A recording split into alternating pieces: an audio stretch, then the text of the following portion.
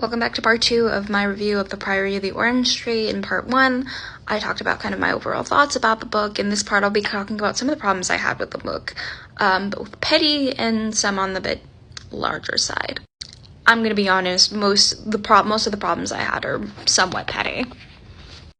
The one biggest annoyance for me in this book is that the map is basically useless. It was no help to me in determining where things were and how things related to each other, because it's spread across 2 pages and it's very not clear how the maps relate to each other or how anything really relates to each other.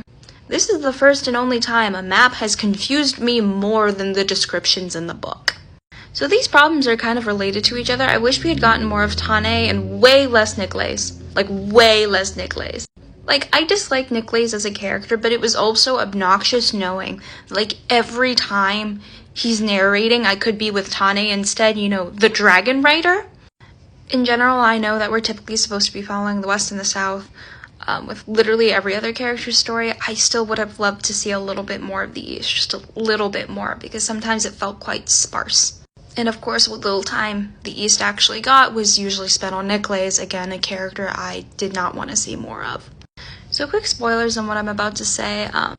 Why was the line necessary that Kaliba saw Galleon as both a son and then eventually had a romantic relationship with him? Both did not need to exist. One or the other would have been fine. Samantha Shannon, why did you do both? I know it's pointed out that that's really weird. I still don't think it was necessary. And it will haunt me every time I think about this book. Again, most of the problems I had personally with this book were pretty petty. That and I think some of the initial world building stuff is a little bit hard to initially get to, but honestly that's just kind of how I feel about most high fantasy. In the next part, I'll talk about what I liked in this book.